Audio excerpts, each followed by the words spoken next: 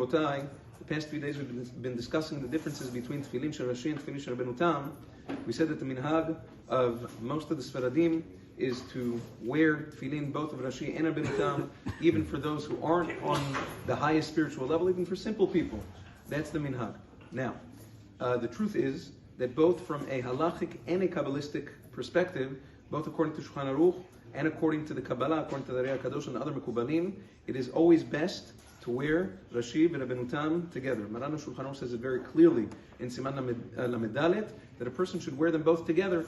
The advantage of doing so is that both of them, you get the bracha to go on both of them when you put them on together. Also, you're wearing both of them for the entire tefillah. And also from a Kabbalistic perspective, since both of them are emet, so you have them on, you have to be wearing them the whole time. Now, the Shulchan Aruch writes that if a person can't, he should wear them one after another and switch either at some point during the tefillah or after the tefillah, whatever it is. Now, the truth is that most of the Sfaradim, Gdolei HaPoskim Sfaradim and the Mekubalim, for hundreds of years who have been wearing Rashi and Rabbenu Tam, always wore them together. That's the opinion of Maran Achidah, Agon Ben Ish Chai, Agon Kaf HaChaim.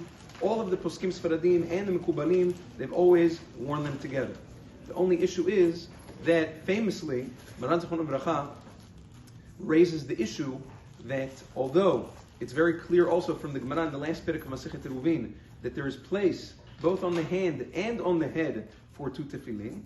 The problem is, he says that sometimes the head is less of an issue. You have much more room on the head, but on the arm, the makom for tefillin on the bicep, on the muscle of the arm, is very, very mitzumtzam. It's a very limited space. You can only go from about 2 fingers up from the inside of the elbow up to the midway point of the muscle between the elbow and the shoulder, and no more. If the tefillin goes up even a drop more than that, you're not yotzeh, according to many shitot on the Rishonim, including Maran Shulchan Aruch.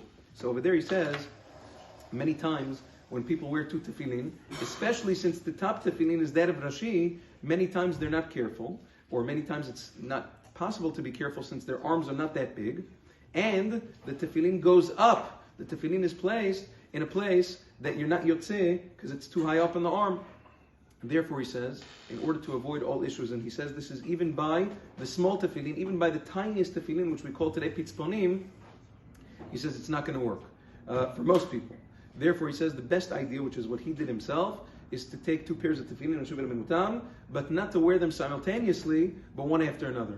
Maran Zechron Bracha would switch them. We'll speak about in the following shiur when it's a good idea to switch them, at what point of the tefillah, but to wear them one after another, so at least you don't get into the issue of not wearing the tefillin properly. Now, what are you going to say? What about all of those poskim throughout all the generations who wore them together? What, they didn't wear the tefillin properly? They didn't get in the right place? I did a little research. If you look, there's a museum in Or Yehuda in Israel that is for Babylonian Jews.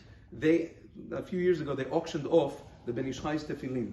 And that museum, for Babylonian Jews, they bought the Ben Ish Chai's tefillin. It was like $100 and something thousand. It was a tremendous amount of money. If you go and look at the tefillin of the Ben Ish Chai's tefillin were so tiny, much, much smaller than even the tiniest tefillin that we have today. So over there, it makes sense why in the earlier generations it was easier for those poskim and everybody else who wore 2 tefillin to wear them together, because they were so much smaller and it was much easier to get it in the right place. So you can't bring a ra'ayah from the earlier generations what tefillin there were, because theirs were significantly smaller. So that's with regards to that. Is that the Shem will continue in the following days. Yom Tov.